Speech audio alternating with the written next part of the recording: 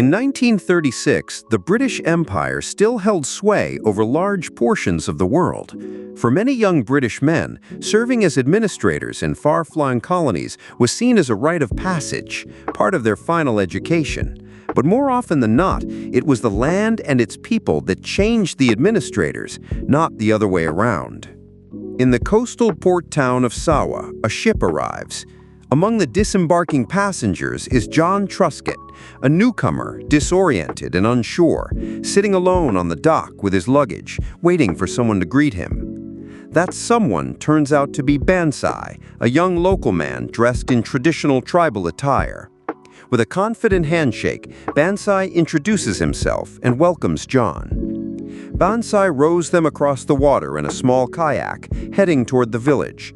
As they arrive, John draws curious and amused stares from the locals, who view him, a white colonial officer, as something of a spectacle. Bonsai leads John to meet his superior, Henry Bullard, the district governor, who holds complete authority over this part of the colony. Bonsai himself is expected to become the next headman of the Longhouse in 2 years. Henry is initially puzzled by John's presence, sensing that he may be overqualified for such a remote post. John explains that he's there to honor his father's legacy. His father, a former district officer, had dreamed of educating the Iban people before he was killed in the war. Now, John sees it as his mission to fulfill that vision, educating the primitive locals. Henry is skeptical. He sees John's idealism as naive and believes the rugged life in Sawa will quickly wear down his sense of righteousness. He then introduces John to their aggressive yet skilled cook and informs him that he's been invited to visit the local longhouse of Ganang the following day. Bonsai will be his guide. Still unclear about his specific duties, John is later taken to meet Malacca, Bonsai's father and the headman of the longhouse. They are greeted by excited children and women, all curious about the new arrival. Malacca offers John some rice wine as a gesture of hospitality. When John initially refuses, citing that he's on duty, Bonsai warns him that declining would be seen as disrespectful. Reluctantly, John downs the drink. The girl who served him, Selma, watches him intently before walking off and letting another woman continue serving. That evening, a celebration begins, culminating in a traditional dance performed by the village women. John is captivated by Selma, who danced with a quiet grace. At the end of her performance, she places her necklace around John's neck, a symbolic act that obliges him to entertain the crowd in return. In response, John recites a poem in English, though no one understands it, and then grabs Bonsai for a light-hearted couples dance, which sends the whole village into laughter. The night ends with John getting sick from the rice wine. As he drifts into sleep, half-conscious and spinning, he glimpses a haunting image, tribesmen holding a severed head. The next morning, John vents to Henry, feeling humiliated by the previous night's antics. But Henry dismisses his complaints, explaining that the Iban culture revolves around drinking, combat games, and jokes. To them, John's awkwardness was simply entertaining. He's stunned to learn that the Iban people once beheaded Chinese miners for trespassing. Now, it's his responsibility to earn their trust. Later, Malacca brings Selma to John. She will now live with him and fulfill domestic responsibilities. More directly, she will be his sleeping dictionary, a woman who teaches him the local language while also sharing his bed. Selma already speaks English because her mother had once held the same role. John is concerned that Selma might have been forced into this arrangement, but Henry assures him that Selma chose John herself. According to colonial policy, John's contract forbids him from marrying for the first 3 years of service, a period during which many officers feel isolated. The idea is that he will eventually return to England to marry an English woman, while Selma will return to her people fluent in English. It's a system that has been followed for generations. Still, John refuses to participate. He proposes a new arrangement.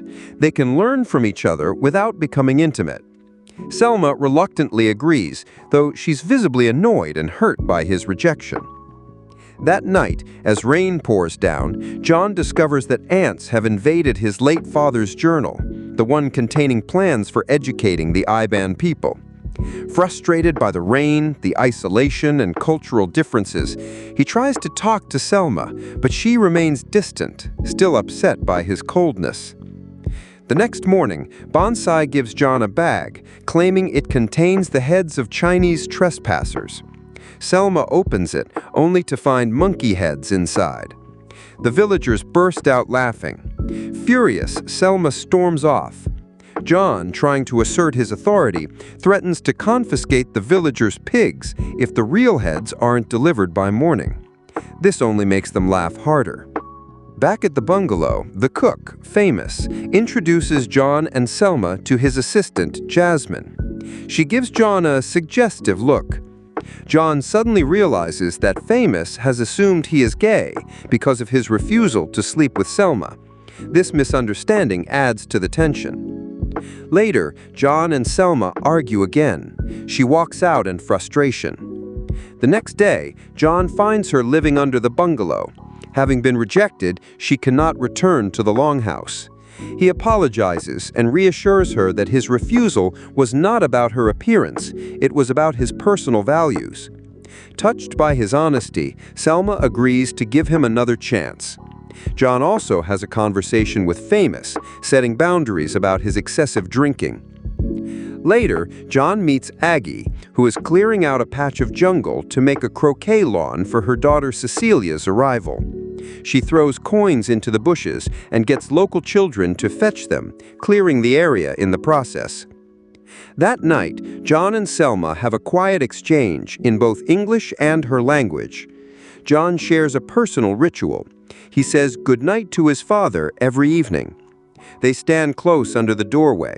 Selma bluntly asks him if he's a virgin. He admits he is, saying he's saving himself for marriage. She teases him, saying that might make him a bad lover.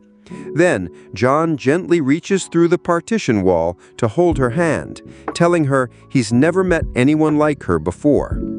Selma jokes that he doesn't even know how to dance like an Englishman. Eventually, they fall asleep peacefully. Over time, John begins connecting with the village children. Bonsai challenges John's approach to education, saying the British system never benefited him despite being the chief's son.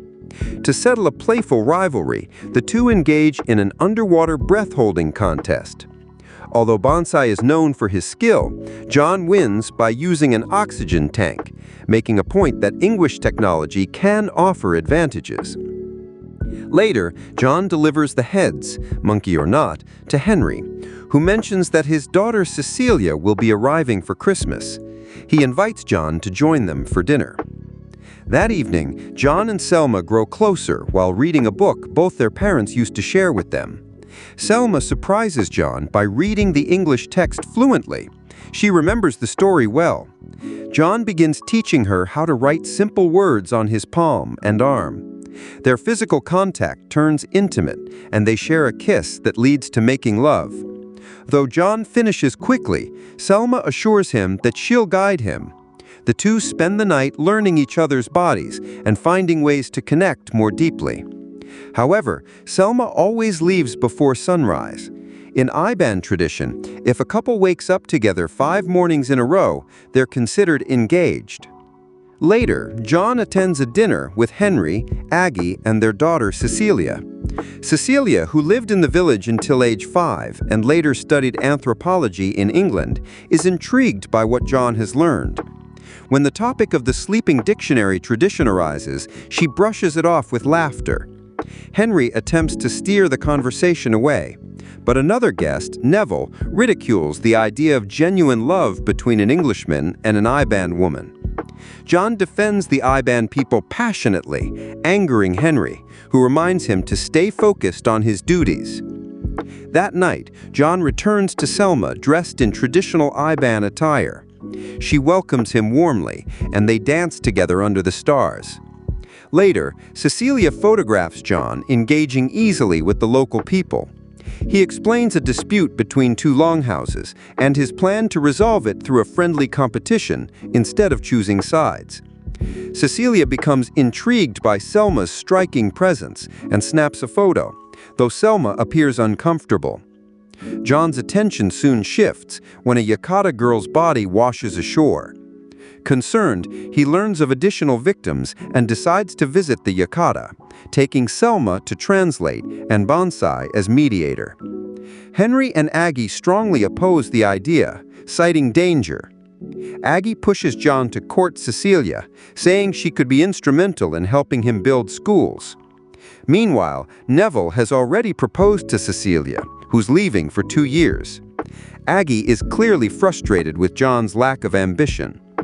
Later, John apologizes to Selma for how Cecilia behaved and assures her that their relationship is meaningful.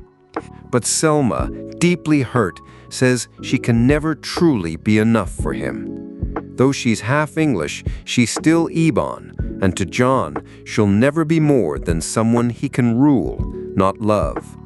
She claims their bond is purely physical, leaving John heartbroken. That night, he sleeps alone. When John's team enters Yakata territory, they find themselves in a dense jungle where the people blend perfectly into their surroundings. The Yakata are formidable and wary. In a letter to Cecilia, John describes his journey and mentions his plans to visit her during leave. As they explore, they uncover more bodies and eventually stumble upon a sick Yakata camp. A Dutch miner fires at John, but Bonsai saves him in time. They uncover a silver mining operation. Dutchmen are secretly extracting the metal. John learns the Dutch poisoned the rice to mimic a natural illness, forcing the Yakata to abandon their land. John reveals the truth to the Yakata, knowing they'll retaliate against the Dutch. When Selma falls ill, John realizes how deeply he loves her. He tells her he wants to stay by her side forever. Selma warns him they'll have to run if they want to be together, but John clings to hope in British justice and believes things can change. As a token of thanks, the Yakata gives Selma and John matching turquoise bracelets, symbols of their acceptance and respect. Unfortunately, John's faith in the English system is shaken when Henry confesses that he too once fell for a local woman, but ultimately chose duty. John refuses to do the same. He declares that he will marry Selma, prompting a heated argument that Aggie overhears. She pulls Henry aside to talk privately. Meanwhile, Malacca urges Selma to marry someone from the Longhouse, but Selma refuses to betray John. Bonsai warns her that Henry is threatening to accuse both John and Bonsai of the miner's murder unless Selma walks away from the relationship. Aggie also gives John an ultimatum: take a year's leave to England or face deportation and a 10-year prison sentence. Realizing how ruthless his superiors can be, John rushes to Selma, who is imprisoned and heartbroken. As he tries to help her escape, Henry and Neville arrive to stop them. Henry gives John a final warning, but neither he nor Selma back down. To protect John, Selma makes the painful decision to give him up. 1 year later, John marries Cecilia in London. On their wedding night, he quietly removes the turquoise bracelet. Cecilia assumes, like many officers, John had a sleeping dictionary. She's just glad he won't be inexperienced in bed. John says his sleeping dictionary ended up marrying Bonsai. In a letter to Henry, John explains that Cecilia wants to stay near her parents and that he plans to continue his work. They're both returning to Sarawak, ready to begin the next chapter of their lives. John and Cecilia arrive at the Ebon school and are warmly welcomed by the children. To John's surprise, they recite the same English poem he once shared with Selma. Among the crowd, Neville watches bitterly. Cecilia notices John seems distracted, his eyes constantly drifting to the Ebon, while the other English guests remain focused on their comforts. That night, Cecilia tries to get intimate with John and bites his shoulder, thinking it's something Selma once did. John finds it odd. Embarrassed, Cecilia covers herself and blurts out that Neville already told her about John's past with Selma. She adds that Selma is now married with a child. John insists he hasn't seen her in over a year. Just then, a noise interrupts them. It's probably Famous, drunk again. Cecilia suspects Famous still favors Selma and asks John to fire him. The next day, John takes Famous to Neville's bungalow.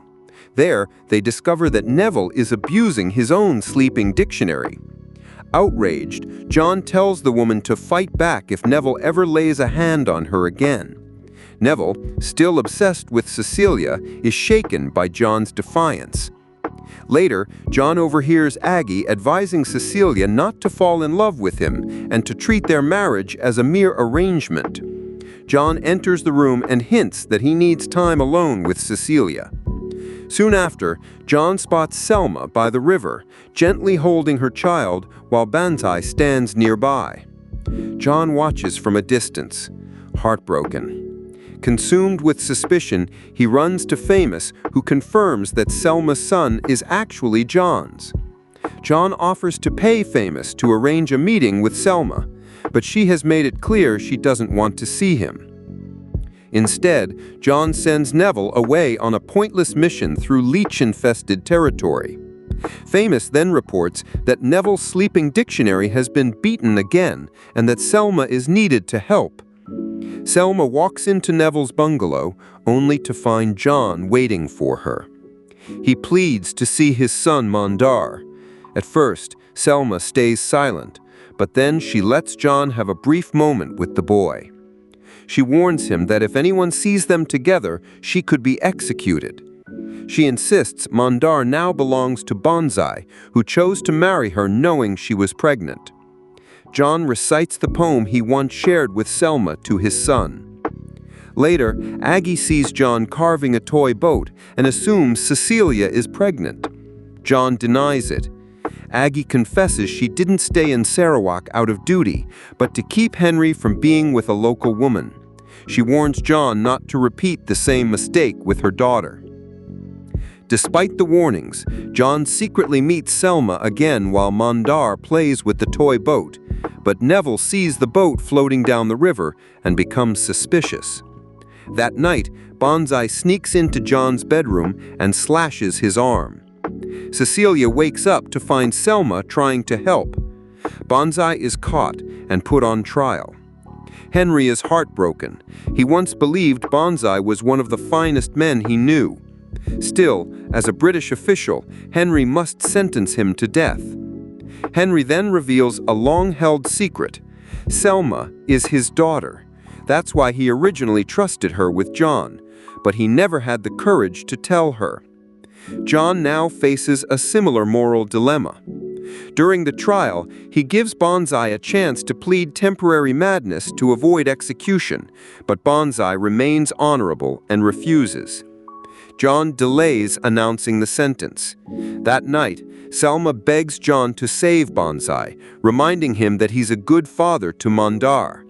Cecilia overhears their conversation from her window. Later, Selma is attacked by the Ibon women, but Henry rushes in and saves her, this time in front of the English guests. With a heavy heart, John sentences Bonsai to death. Henry is imprisoned, and the Ibon themselves are ordered to build the scaffold for the hanging. Selma sneaks into Henry's bungalow and overhears a plot by his family to keep John tied to Cecilia. Henry gives Selma the keys to free Bonsai. John helps him escape and gives him a gun for protection.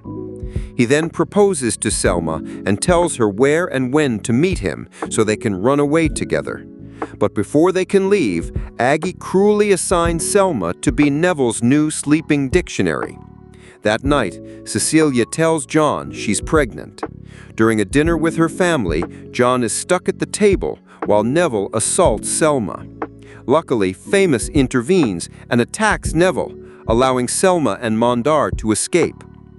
Cecilia, in tears, tells John she doesn't want to be anyone's second choice. She hugs her goodbye and promises not to reveal anything until morning. Soaking wet from the rain, Selma and Mandar make it to the dock. But John hasn't arrived. They wait, but eventually the ship leaves. John arrives too late, but Famous is still nearby. He tells John that Selma thought he wasn't coming, so she headed towards the Dutch territory near the old mine. Henry finds Selma trying to escape, but instead of stopping her, he gives her his gun. Selma quietly tells him she always knew he was her father. He hugs her for the first and last time as she sails away. Meanwhile, Cecilia and Henry stop Aggie from doing more harm. Still, she sends Neville on a manhunt to track down Selma and John. But John eventually finds Selma on a mountaintop, guided only by her photograph. They reunite just before Neville finds them. Thankfully, the Yakata people appear and kill Neville in time. In the end, the Yakata invites Selma, John, and Mandar to stay and help build a new village. The next morning, they accept, finally free to live as a family. Because no matter where they go, as long as they have each other, they have everything they need. Thank you for watching. Please subscribe.